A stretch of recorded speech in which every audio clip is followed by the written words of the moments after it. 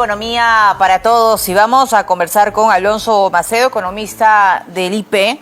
El tema de las remesas es un tema que creo que es muy importante y la idea justamente de Economía para Todos es explicarle a la audiencia qué cosas son las remesas, para qué sirven las remesas, porque en un contexto como esto, luego de que Donald Trump asumiera ya a fines de enero, estamos tocando un tema súper sensible. Muchos de nosotros de repente hemos tenido familiares o conocido amigos cuyos familiares se han ido a Estados Unidos a trabajar, a buscar de repente un mejor futuro y a raíz de eso reciben un poco de platita. Así que con esta idea sí quiero comenzar la conversación con Alonso. ¿Cómo estás, Alonso? Bienvenido. Pues Valeria.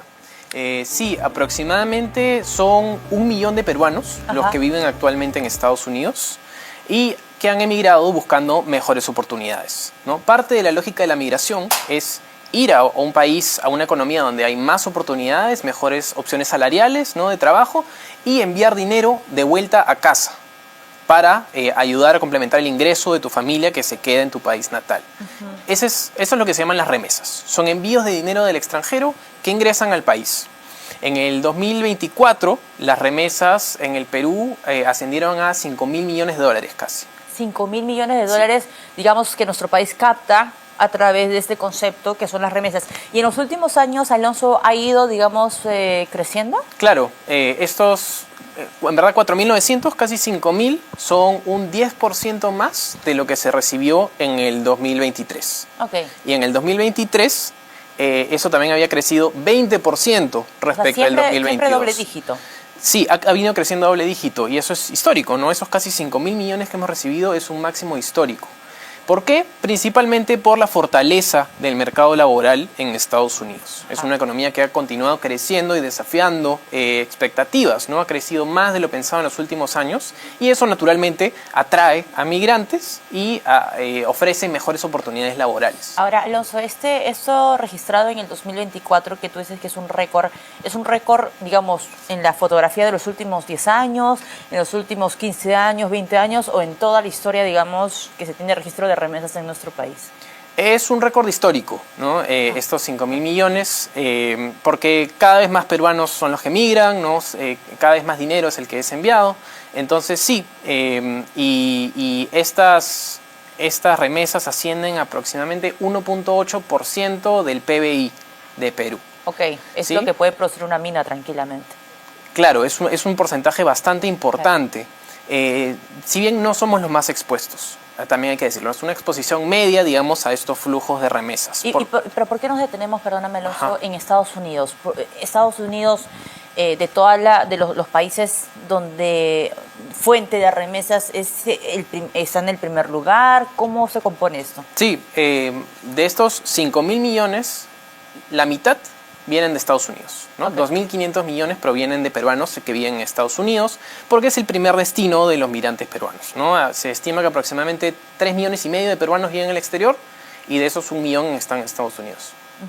Ahora, y después de Estados Unidos, ¿hay otros países, digamos, que componen esa torta? Sí, segundo está España, después está Chile, ¿no? Pero tienen un 12, 13%. Nadie llega a la magnitud de Estados Unidos. Okay. Y eso, por eso mismo es que es importante tener en ojo en la política migratoria de este país, ¿no? Porque ahora, afecta a los flujos. Alonso, perdóname que te interrumpa. Sí. ¿Ustedes han podido estimar la cantidad de hogares expuestos o que se quedarían sin ingresos a través de las remesas a raíz de esta política, digamos, que está implementando Donald Trump en Estados Unidos? Sí, el INEI tiene algunas cifras entre el 2010 y 2019, unos 900.000 hogares peruanos recibieron remesas, pero obviamente la magnitud es distinta. Hay hogares que reciben un poco, que sirve para complementar el ingreso, y hay hogares que son completamente dependientes, ¿no?, de una manera de estas remesas. Lo que nos dicen las estadísticas es que de las personas que han recibido remesas, ¿no?, también en este periodo 2010-2019, la mitad no eran económicamente activas. Es decir, eran estudiantes, eran jubilados o de repente amas de casa. Los que recibían. Los que recibían estas remesas, ¿no? Entonces te da un poco luces sobre la situación de los hogares que lo reciben, ¿no? Muchas veces son dependientes porque son los padres de la persona que ha migrado, que ya no pueden trabajar, ¿no? Entonces reciben estas remesas como, digamos, una suerte de pensión, ¿no? O son los hijos, los hermanos menores, ¿no? Que dependen de esto para costear los gastos, para pagar su gasto educativo, por ejemplo. Ahora, estas políticas de deportación que hemos estado observando en Estados Unidos, si bien es cierto, no es que, digamos, sea inmediatamente directa a Perú, sí de repente podría tener algunos efectos. Y en ese escenario, ¿hay alguna forma de, no sé, si ocurre, ¿no?, que lleguen estos peruanos o regresen a nuestro país, de ayuda que podría desplegar el gobierno con estas familias? A ver, lo importante, si es que regresan, digamos, estos peruanos como parte de un programa de deportaciones masivas, es entender que van a haber, son de este millón de peruanos que están en Estados Unidos, se estima que unos 300.000 son irregulares, son indocumentados, ¿no? Entonces, si es que efectivamente llega a sus objetivos y se deportan a todos los migrantes ilegales, que es lo que busca la administración de Trump, serían unos 300.000 peruanos que están regresando al país y van a estar buscando empleo. Okay. ¿No? Entonces, el gran reto... Que reconfigura un poco el mercado laboral peruano también. Por supuesto, y el gran reto es lograr absorberlos en puestos de trabajo que sean productivos y que idealmente sean formales. Y para eso necesitamos lograr un mayor dinamismo en la inversión privada, que es la que crea este tipo de empleos. ¿Y se tiene de repente información de cuánto en promedio recibe una familia aquí en Perú de las remesas que envían sus familiares fuera? Sí, el Banco Interamericano de Desarrollo tiene algunas cifras. Para Perú son entre 250 a 300 dólares mensuales en promedio. Naturalmente depende mucho de la realidad, ¿no?, de cada familia, de cada migrante. Puede llegar a un sueldo mínimo lo que recibe. Podría llegar, y especialmente por eso nos damos cuenta que es una cantidad importante, ¿no? Es una cantidad importante de dinero que puede ser la mayor parte de los ingresos de una familia. Por supuesto. Ahora, otra cosa que está ocurriendo, digamos, y que pone bajo la lupa a Estados Unidos, a las acciones de Donald Trump, es el tema de los aranceles. Coméntanos un poco, porque lo que ocurrió hace poco con México es tratar de congelar esta situación un poco crispada que se había generado, pero Canadá no está exento, la Unión Europea tampoco, se ha visto algunas noticias.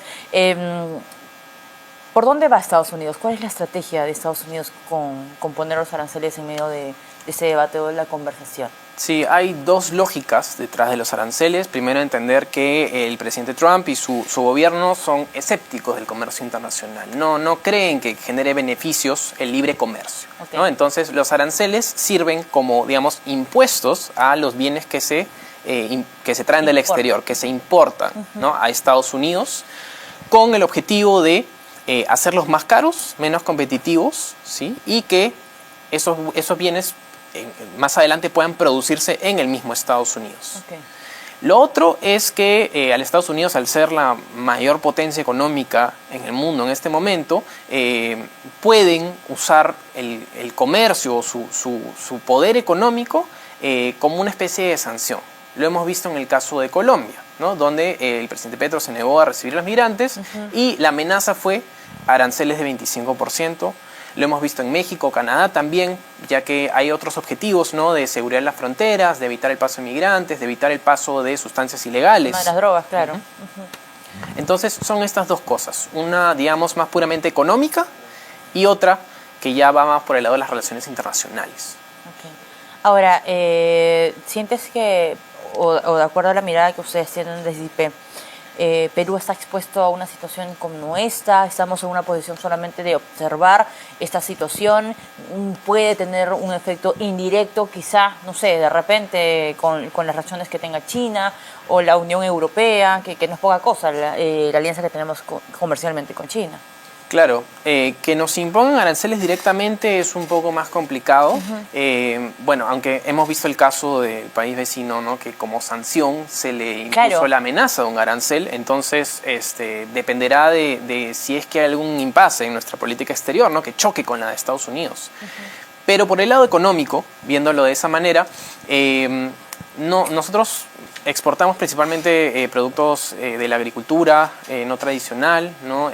No somos una amenaza, digamos, para ese sector manufacturero, que es el que el presidente Trump busca hacer crecer, pero como bien dijiste, sí nos impacta el crecimiento de otros países, sí, ¿no? claro. Todavía sigue vigente la amenaza de aranceles de 10% a China, ¿no?, sí, que debería tomar efecto mañana.